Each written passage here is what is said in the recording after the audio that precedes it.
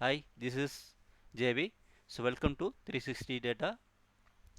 Today topic is how to remove top rows in Power BI. So our goal is we having the one Excel sheet. We having the Excel sheet having the unwanted rows in top. We need to remove rows in top rows. These 5 rows we can handle manually, but best practice we need to remove all the activities in Power BI. So we can do in Power BI, open the Power BI and import the file. Before that we can close the file since the file will not load. So I closed the file and open the sample file.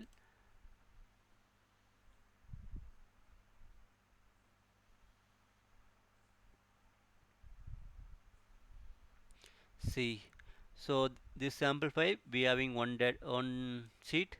I select the sheet, the data preview here. So we need to transform before load. We need to transform the data. So transform the data.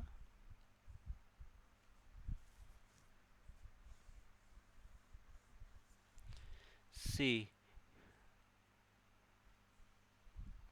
so we having the data.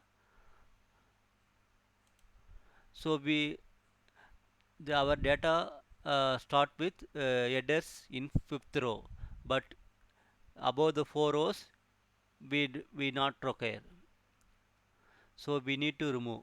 So how to remove? So go to the home ribbon, then remove rows, remove top rows, select, enter how many rows we need to remove. 4, right? So 4, click OK. Then our unwanted rows deleted, but we need to first row we need to change into header. So in this option, same home ribbon, use first row as headers. Then our requirement is fulfilled.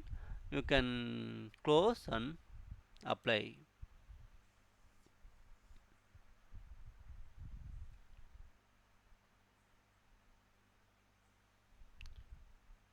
So the data set will be came. So then we can create the report. Okay friends, thank you. So any queries we comment in comment box. So next video we see you. Thank you.